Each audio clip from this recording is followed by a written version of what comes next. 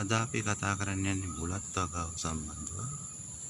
කොහොමද බුලත් වගාවට හොඳ පොහොරක් හදාගන්නේ කියලා අපි අද බලමු.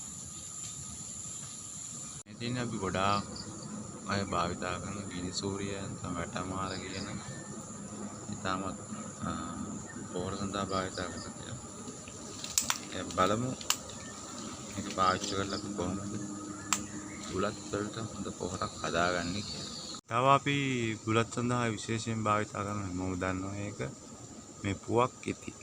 ඉතින් මේ පොහොර සඳහා මම පුවක් ඉත්තකුත් තෝරගන්නවා. ගොඩක් අය පාවිච්චි කරන්නේ මේ වේලිච්ච පුවක් ඉත් තමයි. ඒ කපලා තමයි බුලත් වල මුලට දාලා පොහොර සඳහා වෙන්න ගොඩාක් කල් යනවා මේ පොහොර වෙන්න. හැබැයි මම අද පාවිච්චි කරන මෙන්න මේ අමු ඉත්ත. අපි බලමු මේ අමු ඉත්තයි කොහොමද පොහොර හදාගන්නේ කියලා. අපි දැන් ගිනිසීරිය අතු දෙකක් හදා ගන්න ඕනේ.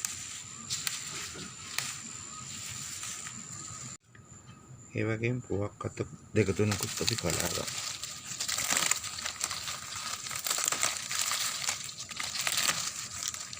කඩාගත් පුවක් කොළ ටික මේ විදිහට කපා ගන්නවා.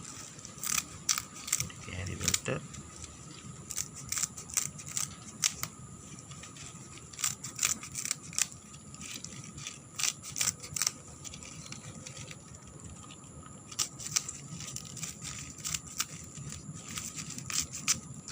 මේ විදිහටම කඩාගත්ත ගිනිසීරිය කොළ ටිකත් අපි මේ විදිහට මේක කරන්න ඕනේ.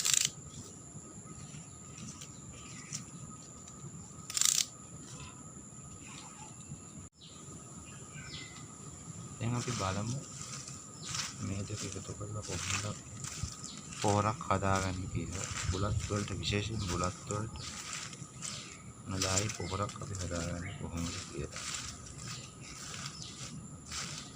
මේක සිහින් කොටා ගන්නවා.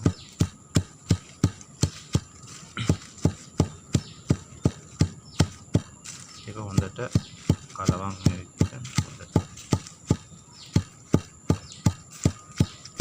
කොටා ගන්න ඕනේ.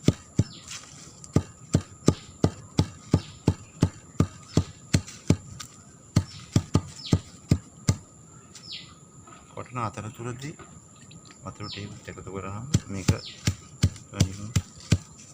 කොටා ගන්න පුළුවන්.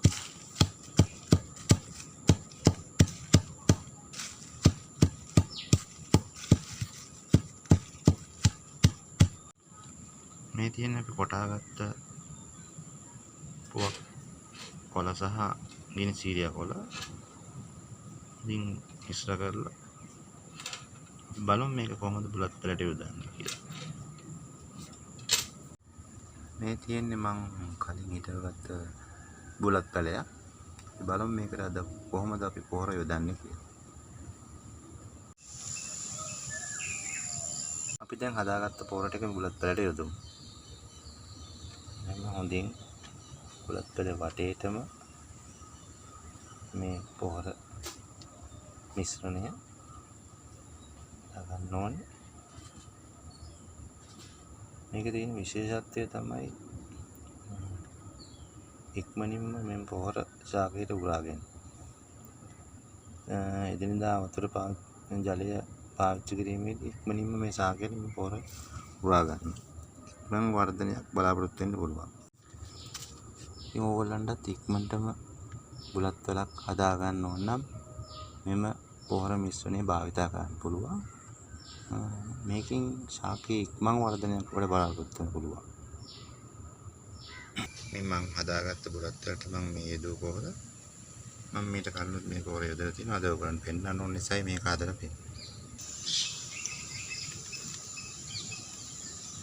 එහෙනම් මේ වගේ තවත් වීඩියෝ බලන්න ඕන මගේ channel එක subscribe කරලා තියාගන්න.